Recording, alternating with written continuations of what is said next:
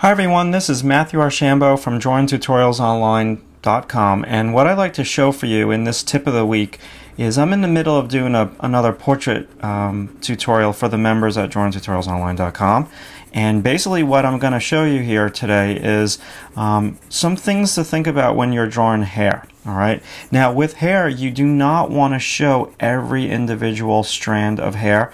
You want to have one area of your drawing be completely empty of strands of hair or line work in your drawing. So right over here in my dark, in this section behind her ear, that's where I'm not going to show a lot of detail. So in my shadow I'm going to omit detail, and where I'm going to put the detail is in two other places.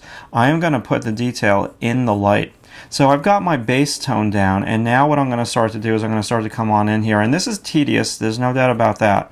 I'm going to look at all the little individual highlights and shadow shapes, and I'm going to do my best to match them, and doing those highlights and shadow shapes will really show the strands of hair individually in the light.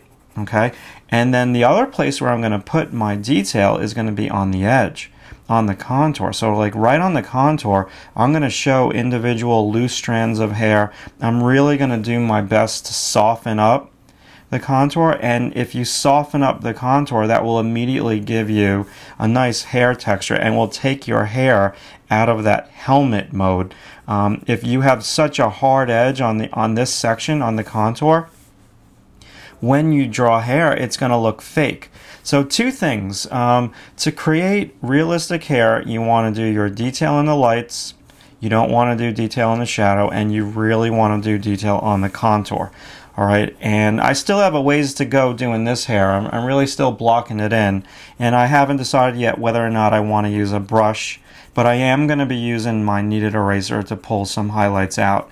And brush, meaning to smudge it a little bit more with the brush. I mean, I don't like to give myself too many rules. I know a lot of people comment, you know, you use your fingers and all that, and you know, drawing is hard enough.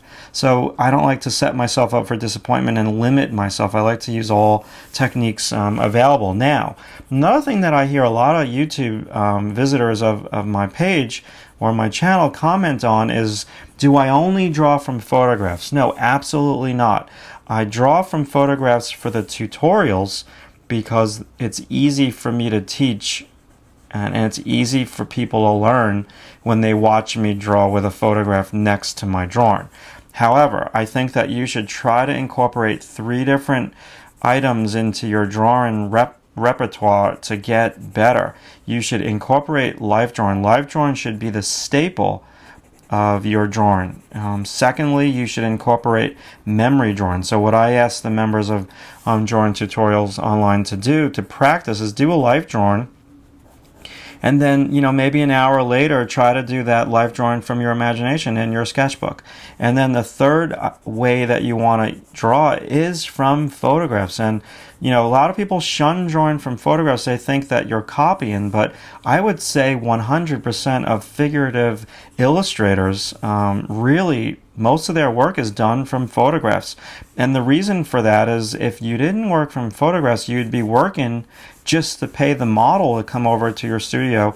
So if your illustration takes you, say, like 5 days to do, and you're working all those days trying to work with people, and you have a model of your studio, it's just not cost effective to pay a model by the hour to sit in your studio and you draw them from life.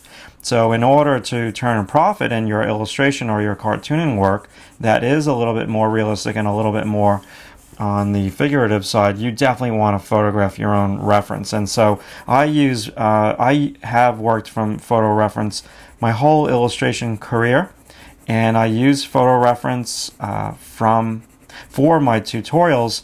However, drawing from photo reference alone is a bad idea, so you want to supplement that with the life drawing and with the memory drawing. And when you're doing all 3, life drawing, memory drawing, and drawing from photographs, that's when you should be really on your game, and they all complement each other.